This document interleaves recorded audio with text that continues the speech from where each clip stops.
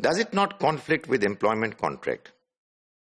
Does whistleblowing not violate the understanding that the employer and the employee have with each other? Well, most certainly, in some cases it does. Within the employment contract, there is an implied element that there is a trust between the employee and the employer. That trust should not be breached.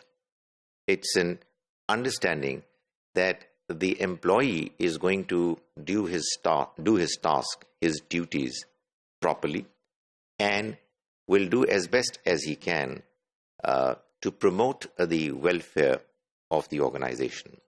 So, when we talk about whistleblowing, we are talking about something which is negative, which is implying that the employee is going to make an announcement in the public which is going to be to the detriment of the organization he or she is serving and getting rewarded for her services. So one needs to be very careful. Religion expects well-wishing.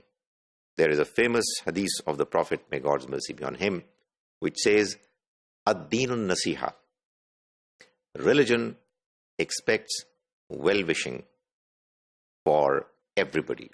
When he was asked, the Prophet, may God's mercy be on him, replied that it is well-wishing for the rulers, for the ruled, for everyone. So, when a person is employed by an organization, well, religion expects him to wish well for the employers who are providing him with an employment arrangement, with salary, with perks, and therefore he should wish well for them. His conduct, his behavior should not be of somebody who is antagonistic, who is doing harm to the organization that he or she is serving.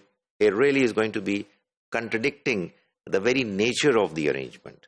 So while blowing whistle, one should also look at that aspect of the arrangement into account as well. However, whistle blowing should sometimes be resorted to as a last measure, because well-wishing is for everyone, not just for employers only. It is possible that one may find that one's employers are indeed evil. What they're doing is actually causing harm to the society, consumers, shareholders, and other stakeholders, the society at large. What is happening is against the rules of the government, of the state.